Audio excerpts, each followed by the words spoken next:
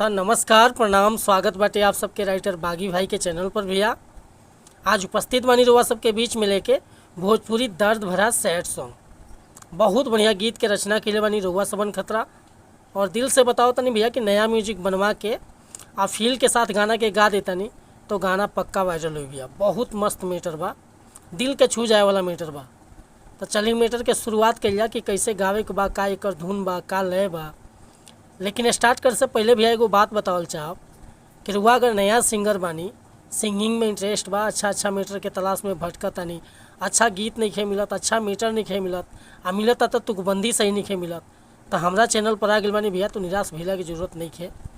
रुआ जैसन भी मीटर चाहत होखब लिखवावे के बिल्कुल उचित चार्ज पर रुआ के मीटर मन पसंद के मिली भैया। चाहे हिंदी में चाहे भोजपुरी में, दोनों भाषा में हम गीत लिखेनी और हर तरह के मीटर लिखेनी। जैसे कि orchestra song, sad song, love song, देवी गीत, भोला भजन, श्याम भजन, चाहे धोबी गीत, खेमटा, डफरा, गुणवती के गीत, चाहे रामायण वेद पुराण कुछ से गाना लिखवावे के चाहतनी तो बेहिचक संपर्क कर सकिले भैया। लास्ट में हम अपन कॉन्टैक्ट नंबर दे दें। फिलहाल मीटर स्टार्ट कर लिया और चैनल पर नया बनी तो चैनल के सब्सक्राइब कर ली, बेल आइकन प्रेस कर ली ताकि हर रोज़ रुआ नया नया मीटर सुने के, देखे के और गावे के मिलत रहे। आज के गाना बा देखी, एगो लड़का एगो लड़की से प्यार करता और ओकर सगाई सेट होखे वाला बा, शादी सेट होखे वाला बा। देखिए वो का कहता अपना प्रेमिका से।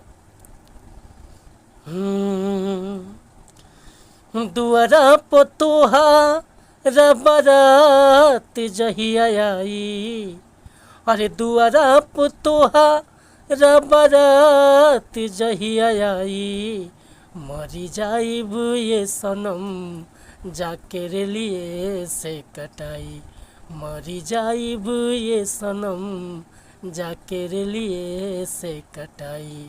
अरे दुआरा पे तोहारा बारात जहिया आई, दुआरा पे तोहारा बारात जहिया आई, मरी जाइब ये सनम जाके रे लिए से कटाई, मरी जाइब ये सनम जाके रे लिए से कटाई।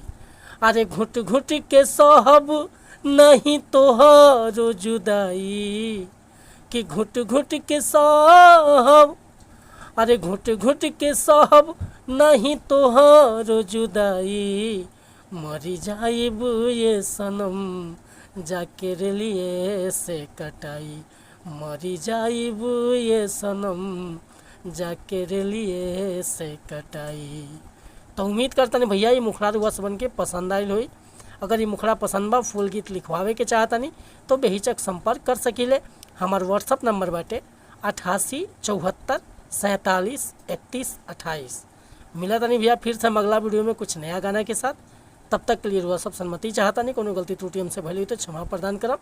नमस्कार प्रणाम धन्यवाद भैया। जय हिंद, जय भारत, जय भोजपुरी समाज।